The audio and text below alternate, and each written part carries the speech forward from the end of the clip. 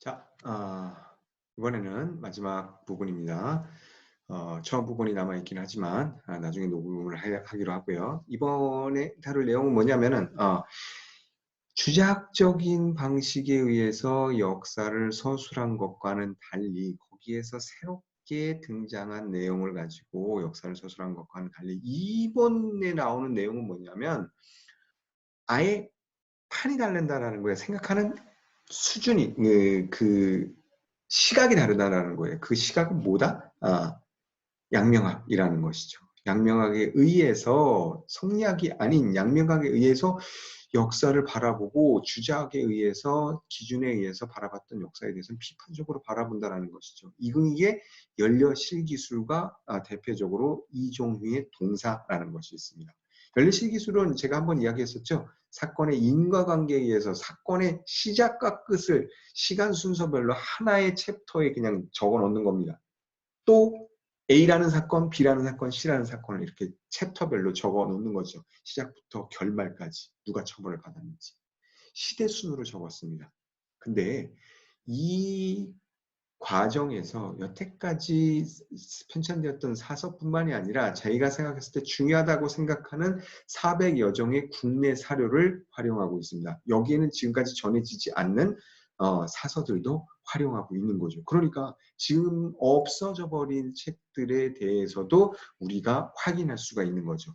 사건의 끝에다가 이건 어느 글을 참조했어요 라고 적어 놓으니까 이거는 지금 없어진 사료를 참고했으니까 거의 유일한 기록이겠구나 우리가 알 수 있는 것이죠. 근데 이 사건을 적고 평가하는 과정에서 소중화의식을 비판을 했습니다. 동이족에 대한 강한 자부심을 표출하고 있습니다. 그러다 보니까 고조선과 고구려에 대해서 독자적 문화를 지킨 강국이라고 표현을 하고 있겠죠. 이것은 그럼 주자학하고는 다른 것이겠구나. 양명학적인 역사관이겠구나라고 이야기를 하고 있는 것입니다. 양명학이란 도대체 뭔가 당시 1709년 강화도에 정제두라는 사람이 내려가서 주자학과는 다르게 사유하는 방식을 종합한 것인데요. 뭔진 정확하게 잘 모르지만 주자학과는 다르다라고 이야기를 하고 있어서 우리가 정제두, 강화학파, 양명학파 이렇게 이야기를 합니다. 우리 것에 대한 지금 이것만 보게 된다면 새로운 주제, 우리 것에 대한 새로운 시각을 가지고 있었던 것은 분명하겠죠. 그죠? 본기와 별집과 원집에 대한 내용은 이런 내용들이 포함되어 있습니다. 원집엔 정치사가 포함되어 있습니다. 정치적으로 예를 들어서 무슨 사건이 있다. 계유정난이 일어났다. 계유정난의 처음과 끝.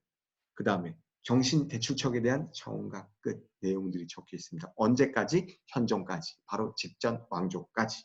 그리고 별집에는 여러 가지 내용들에 대해서 양명학적 관점에 의해서 서술을 하고 있습니다. 또 하나 대표적인 역사서 이종휘의 동사입니다. 이종휘의 동사는 이전에 있었던 동일한 이름의 동사하고는 다른 한자를 쓰고 있는 일사자를 쓰고 여기서는 역사사자를 쓰는데요. 주자성리학이라는 것은 그냥 단순히 시선이 아니라 우리 역사에 있어서 독소조항이다라고 했어요. 있으면 안 되는, 먹으면 안 되는, 닿으면 독이 오르는 것으로 생각을 했던 것 같아요. 기전체의 역사서로서 강목체는 당연히 아니겠죠. 그죠? 강목체를 쓰면 주제성리학을 따라야 되니까 그 시각대로 바라봐야 되니까. 근데 이종의 동사는 그렇지 않고 기전체를 선택해서 고조선사를 중심으로 해서 삼국시대에 연결을 시킵니다.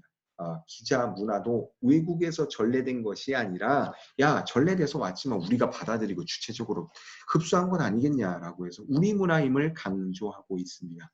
주작하고는 다르네, 양명학이네 이렇게 볼 수 있었던 거죠. 그렇게 해서 역사가들이 서술을 하고 있었던 것입니다. 동이라고 불렸던 시기에 대해서도 강한 자부심을 표현하고 있습니다. 오랑캐면 뭐 어때? 우리 나름대로의 역할을 하고 있었잖아. 그리고 우리의 역사를 창조하고 있었잖아. 라고 보는 거죠. 발해를 고구려의 후예로 파악하고 있었습니다. 신라 정통론이라는 것에서 벗어나서 신라 정통 그래 인정해. 하지만 북쪽에도 뭐가 있었어? 발해가 있었잖아. 라고 받아들이는 것이죠. 다르네. 뭐랑? 주자성리학과는 다르다라고 보는 것이죠. 그럼 양명은 뭐니? 정리가 안 돼 있어요. 여기에 대해서는. 그래서 정인보가 33년에 66번에 걸쳐서 이야기했었던 양명학 연론이 다라고 보면 돼요. 이 이후에 강화도 정착 칸 정제두의 학문을 연구한 논문들이 나오긴 했지만 이 남긴 자료들이 많지 않기 때문에 양명학에 대해서는 그렇게 명확한 이것이 무엇이다 라는 게 잘 잡히지는 않습니다.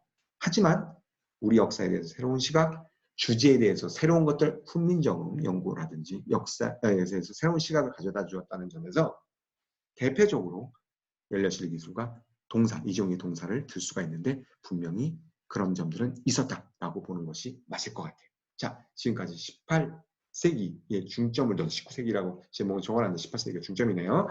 18세기의 역사적 전통에 대해서 이야기를 해봤습니다. 간단히 정리하자면 이 당시 역사는 전혀 주자성리학과는 다른 곳에서 퐁 튀어나온 것이 아니라 국가는 주자성리학을 받아들였고 여기에서 조금씩 개조해서 새롭게 쏙 나온다라는 것이죠. 지리에 대한 관심도 주자성리학에 대해서 아우 얘 너무 싫어해서 새롭게 쑥 튀어나온 아니 바로 외부에서 온 게 아니라 여기에서 튀어나온 것이죠. 양명학도 마찬가지입니다. 결국은 제가 여기에서는 지금 양명학은 주자성리학과 완전히 다른 것이라고 이야기를 했는데 사실은 여기에서 깊이 얽혀져 있을 수밖에 없습니다.